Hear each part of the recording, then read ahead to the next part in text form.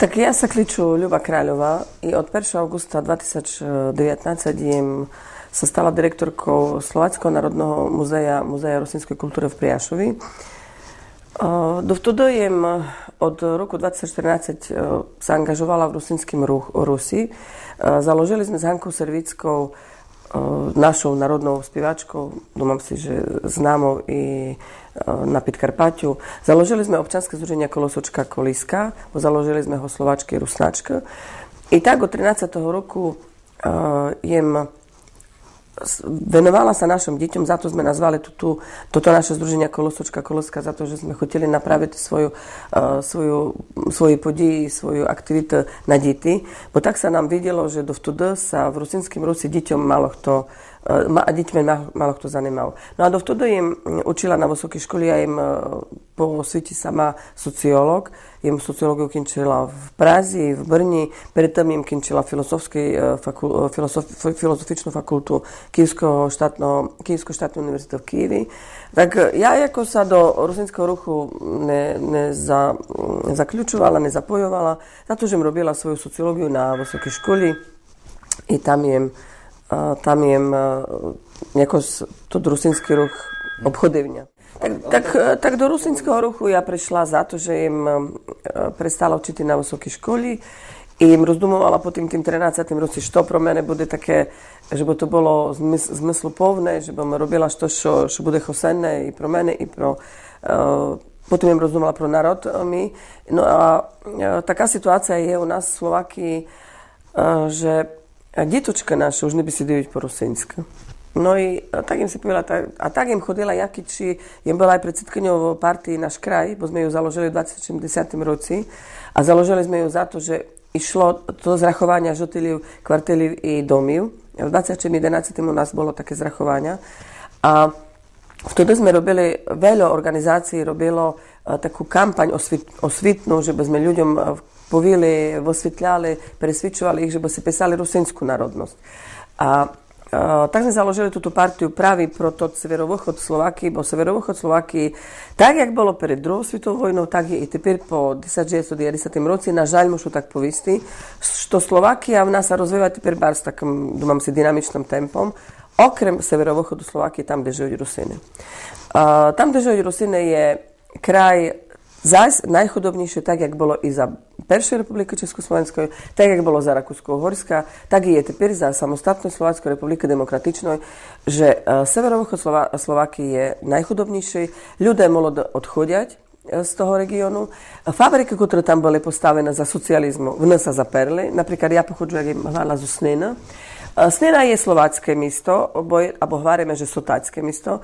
To je najvýchodnejší dialekt slováckej sotáce. Oni by si dajú tak bardzo približno, alebo podobno, jak my Rusnáce, bo majú jak jediný dialekt Slováky, majú napríklad majú nejaké sohlasné bukvy, s, c, z, tož by si dajú tak... Dakole može minulosti to i bili Rusnáce, no ale proste už dávno zabili, že bili Rusnáce, no ale hovoria, že sú Slováci, sotáce, takže toto mesto je slovácké, ale sela, ktoré sú za Sninou, to už je počátok, jaký bol Podkarpatskej Rusy, za to, že tam všetky sela sú kompaktno už len rusínske. Za Sninou je Stašín, ktorý potom v nápriami na Ubľu, alebo v nápriami na Ulič, alebo v nápriami na Starinu, ktorý už teper nie je, bo v nás zanikla celá Starinská dolina, 7 sel zaniklo pro Hať Starina. I moja mama pochodila z jednoho z tých sel, ktoré boli zlikvidované z sela Zvala. I otec pochodil iz sela Osadné, ktoré teper dosť také je známe, bo bol natočený film o Osadným. Ale práve toto selo Osadné ešte existuje, no ale Zvala už neexistuje, tak nemôžu povedať, jak by to teper bolo v tých 7 selách, ktoré zanikli nasilno. Ale teper naša sela, ktoré zistali tam kolo poľskej a ukrajinskej hranici, ona pomalu, postepeno, pomalinko nejak tež hrnúť i vyľudňujú sa. I čom ja toto všetko vám vysidím? Za to, že jem poznala situáciu zo svojho detstva.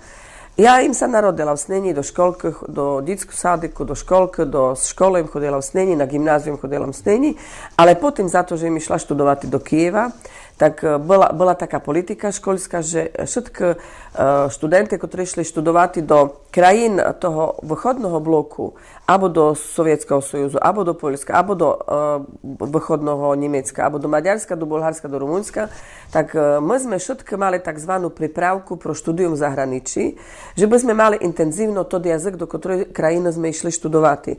Tak my sme všetky sme sa učili ruštinu od 4. klasu tudy za socializmu, no ale tak nebolo to také obučanie ruského jazyka, že by sme napríklad mohli študovati dešto v tým jazyku. Tak my sme napríklad mali a my sme potom, ja im do gymnázie chodila v Snini, ale 4. ročník im zakončila v Banskej Štiavnice, to je na srednjem Slovensku, kde nás pripravljali lektor z Sovjetskog sajuzu, Rusk, lektor mali sme intenzívne navčanie ruského jazyka, no ale tak to išlo do Bulharska, tak bulharský jazyk tak mal 25 hodín týždenne, alebo poľského jazyka, alebo nemeckého, alebo maďarského, do ktorej krajiny išli. No, takže, ale celé svoje detstvo i molodosť im prežila v Snini, až potom, jak im prišla do Štiavnici, potom do Kieva, tak z Kieva po 5 rokoch na filozofičnej fakulti im sa vže vrnula do Priašova.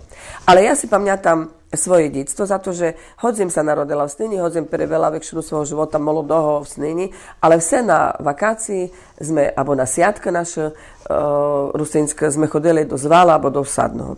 Tak za to ja pamätám, celé vakácie, napríklad letní, im preveľa v Zvali. Bardzo im ľúbila svojho dida i babu Stebilových, moja mama sa písala za Slobodná Stebilová, Maša, alebo Maria Stebilová, ona bola, otec bol Fesič, ja im bola za Slobodná Ľuba Fesičová. To sa mňa prosiať, že jaké to také čudné meno Fesič, to ani nebar z rusnácké, ci poľské. No a napríklad, tepер im sa znala od svojej sesternici Valíka Firiešovna, je tepер herečka v teatri Jonaša Záborského tu v Priašovie. Na tež, jej rodiči tež pochodiať zo Sadného. Jej mama bola sesternica môjho otca. A ona mi takú ideu povila, alebo takú hypotézu, že môže do toho Sadného prišli ľudia z južnej Európy. Že to môže perše koloniste z toho Rumunska. Za to môže, alebo neznáme, alebo zo Serbie, neznáme čom také meno, že Fesič, Tatič, dosť často také sú mena, što ne sú iba typično pro Rusnáky, bo Stebila, už povieme, že hej, Stebila bol mi dido, ktorý bol zvaľský dido a osadňanský Fesič. A to, što ja si pamätám svojho detstva, všetky ľudia z nami by si dovali po rusínsky. Nech to nejak inakšie. V celém seli, každý by si dal len po rusnácky, s deťmi len po rusnácky. A tak prešli rok, jem študovala v tým Kijevi, potom sa vrnula, učila 18 rokov na filozofičnej fakulti tu na Priašivskej univerziti. Potom im prišla 10 rokov, im učila na fakulti verejnej správy Univerzity Pavla Jozefa Šafárika v Košicoch. Prešlo 28 rokov a jem sa venovala svojej špecializácii. Napred to bol naučný komunizm, ktorý študovala, i filozofiu, ktorú študovala v Kijevi. A potom z Karlovej univerzity v Prazi i z Masarykovej univerzity v Brni jem sa stala sociológom. Im učila túto sociológiu. No a jak im už prestala učiť sociológiu, im založili sme partiu Náš kraj, bolo treba sa tomu bardzo veľa venovať, veľa času to bralo. Napered sme zberali podpisy, že by sme ju mohli založiť, chodili sme po všetkých rusínskych selách.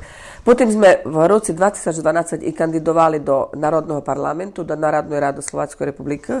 Sme kandidovali za partiu Náš kraj, bo chteli sme vkazati celý Slovákii, jak bidno toto ľudia naši žijú v tým našim kraju rusínskym.